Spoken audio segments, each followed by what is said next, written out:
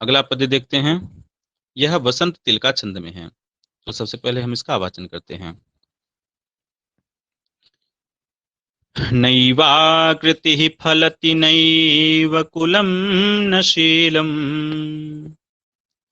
विद्यापि नैव न च यत्नापि सेवा भाग्यानि पूर्वतपसा खलु संचिता काले फलन्ति पुरुषस्य यथैव वृक्षाः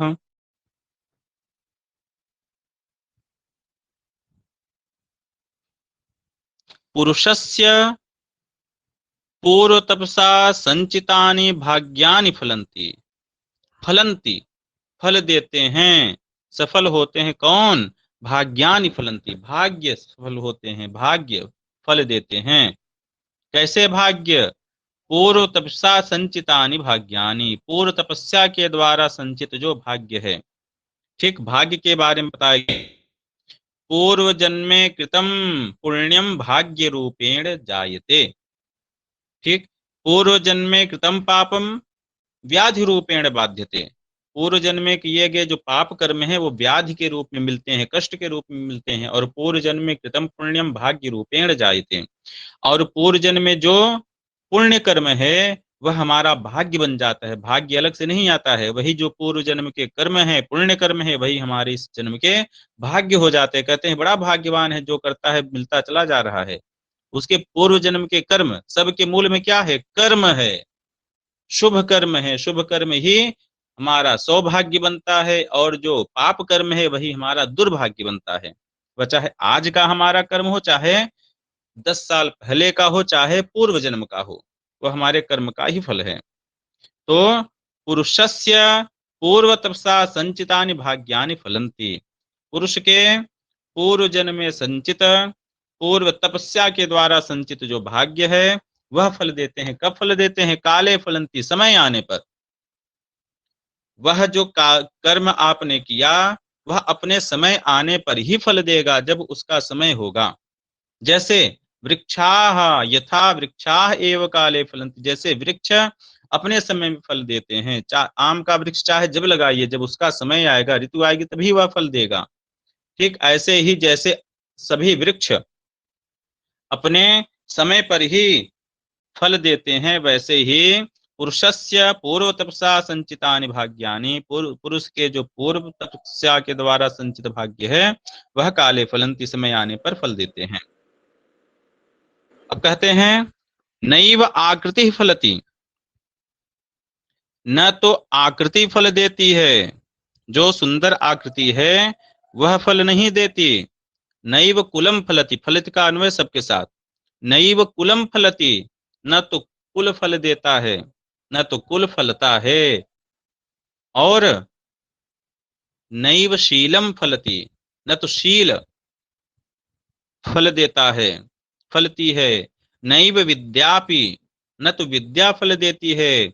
यत्न कृता सेवा अपि नैव फलति, यत्न द्वारा की गई जो सेवा है वह भी फल नहीं देती है। तो फल क्या देती है?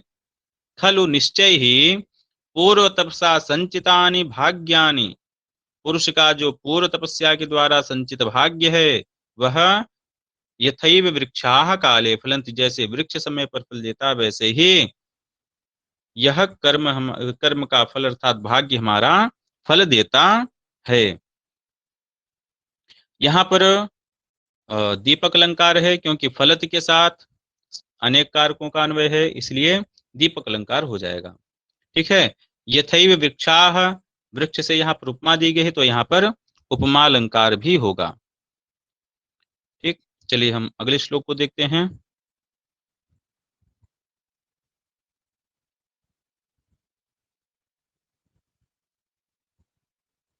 चलिए वाचन करते हैं। मज्जत्वं भसि यातु मेरुशिखरम् शत्रूञ्जयत्वा हवे वाणिज्यं कृषिसेवने च सकला विद्या कला शिक्षताम् आकाशं विपुलं प्रयातु खगवत् कृत्वा प्रयत्नं परम नाभाव्यं भवतीह कर्म वशतो भाव्यस्य नाशः कुतः। अब इसमें कह रहे हैं कि जो होना है वह होगा, जो नहीं होना है वह नहीं होगा। क्या कह रहे हैं? इह, इह अर्थात इह जगति, इस संसार में अभाव्यम न भवति, जो अभाव्य है, जो भावी नहीं है, जो होनी नहीं है, वह नहीं होगा। कर्म वशतः, कर्म के वशीभूत जो अभाव्य है वह नहीं होगा। और भाव्यस्य कुतः नाशः, और जो भावी है उसका नाश कैसे हो सकता है? जो भावी नहीं है, जो होनी नहीं है, वह नहीं होगी। और भाव्यस्य नाश होता, जो भावी है उसका नाश कैसे हो सकता है? जो भावी है, जो होनी है, वह होकर ही रहेगी। ठीक, वहां जो है अभिज्ञान शाकुंतलम में दुष्यंत कहते हैं कि भवितव्यानाम द्वाराणि भवन्ति सर्वत्र, जो भवितव्य है वह कहीं न कहीं से होगा ही होगा। कई द्वार उसके बन जाते, एक द्वार बंद करो दूसरे द्वार से वो आ जाएगा। तो कर्म के वशीभूत जो अभावी है वह होगा नहीं, और जो भावी है उसका नाश नहीं होगा, चाहे जो करो। अंभसी मज्जतु, चाहे जल में मग्न हो जाओ, जल में डूब जाओ। मेरु शिखरम यातु, सुमेरु पर्वत के शिखर पर चले जाओ। आहवे शत्रुंजयतु, आहवे अर्थात युद्ध में शत्रु को जीत लो। वाणिज्यम कृषि सेवने, वाणिज्य की किसका सेवन करो अथवा खेती चाकरी करो। ठीक, वाणिज्य करो अथवा खेती, और सेवन अर्थात चाकरी करो। और सकलाह विद्याः कलाः च शिक्षिताम, चाहे सभी विद्याओं को, सभी कलाओं को सीख लो। और चाहे आकाश चले जाओ। कैसे चले जाओ? परम प्रयत्नम कृत्वा खगवत, चाहे अत्यंत प्रयत्न करके, बहुत अधिक प्रयत्न करके, खगवत, खग की भांति, पक्षी की भांति, विपुलम आकाशम प्रयातु, विपुल आकाश में चले जाओ। ठीक, चाहे चिड़ियों की भांति विपुल आकाश में चले जाओ। लेकिन क्या होता है? अभाव्यम इह न भवति, जो अभाव्य है वह यहाँ नहीं होता है। और भाव्यस्य नाशः कुतः, भावी का नाश कहाँ होता है? क्योंकि वह कर्म के वशीभूत हैं। कर्म के वशीभूत जो भावी है वह होकर रहेगा, जो भावी नहीं है वह नहीं होगा। चाहे अंभसी मज्जतु, चाहे जल में, ठीक, जल में चाहे स्नान करो, मग्न हो जाओ।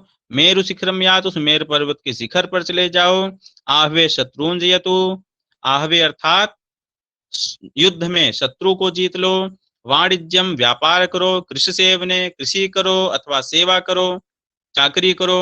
सकलाह विद्या कलाह च शिक्षिताम, सभी विद्याओं को सीख लो, कलाओं को सीख लो। और खगवत परम प्रयत्नम कृत्वा, खग की भांति बहुत अधिक प्रयत्न करके, विपुलम आकाशम प्रयातु, अनंत आकाश में चले जाओ। लेकिन यह कर्म वशतः, यहाँ पर कर्म के वशीभूत जो अभावी है, न भवती, वह नहीं होगी। जो भावी है उसका नाश कैसे हो सकता है? अर्थात वह होकर ही रहेगा। ठीक है, यहाँ पर सादुल विकृतम छंद है और इसके अर्थ को हमने देखा। तो आज इतना ही। कोई प्रश्न यदि किसी का हो तो भी पूछ सकते हैं।